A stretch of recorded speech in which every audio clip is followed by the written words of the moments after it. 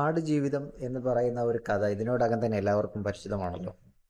നജീബ് എന്ന് പറയുന്ന അദ്ദേഹം 1.5 ദിവസത്തോളം മരുഭൂമിയിൽ കൂടി നടന്നിട്ടാണ് ജനവാസ മേഖലയിൽ എത്തിച്ചേരുന്നത്.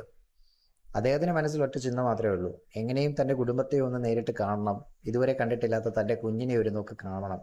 അത്തരം ചിന്തകളാണ് അദ്ദേഹത്തിന്റെ മനസ്സിലുണ്ടായിരുന്നത്. ആ ചിന്തകളാണ് അദ്ദേഹത്തെ രക്ഷപ്പെടാനായിട്ട് പ്രാപ്തനാക്കിയത്. ഒരു കഥയാണ് ഞാനിപ്പോൾ നിങ്ങളുടെ മുന്നിൽ പറയാനായിട്ട് ആഗ്രഹിക്കുന്നത്. ഒരു പുലിയും ഒരു മുയലും.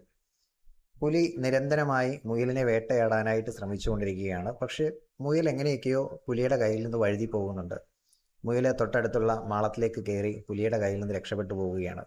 ഒരു ദിവസം പുലി ഇതേപോലെ മുയലിനെ വേട്ടയാടാനായിട്ട് പൊയ്ക്കൊണ്ടിരിക്കുന്നു. മുയൽ പതിവ് പോലെ അടുത്തുള്ള ഏതെങ്കിലും മാളത്തിലേക്ക് ചാടിക്കേറി രക്ഷപ്പെടുന്നു. പുലി മുയലിനോട് ചോദിക്കുകയാണ്: നീ എങ്ങനെയാണ് എൻ്റെ കയ്യിൽ നിന്ന് ഇത്രയും രക്ഷപ്പെട്ടു മാറുന്നത്? നിനക്ക് എവിടുന്നാണ് ഇത്രയും ആത്മവിശ്വാസം എന്ന് ചോദിക്കുകയാണ്. മുയൽ തിരിച്ച് പുലിയോട് ചോദിക്കുകയാണ്: നിങ്ങൾ എന്തിനാണ് എന്നും എൻ്റെ പിറകെ വരുന്നത്? പുലി പറയുകയാണ്: എൻ്റെ ഒരു നേരത്തെ ഭക്ഷണത്തിന് വേണ്ടിയിട്ടാണ് ഞാൻ നിന്റെ പിറകെ വരുന്നത്.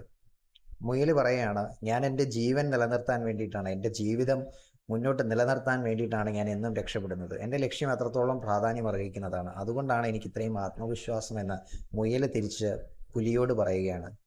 നമ്മുടെ ജീവിതത്തിലും നമ്മൾ ഓരോ ലക്ഷ്യത്തിന് എത്രത്തോളം പ്രാധാന്യം കൊടുക്കുന്നു എന്നതിനെ ആശ്രയിച്ചിരിക്കും നമ്മൾ ആ സ്ഥാനത്തേക്ക്, നമ്മൾ ആ വിജയത്തിലേക്ക് എത്തിച്ചേരുക എന്നുള്ളത്.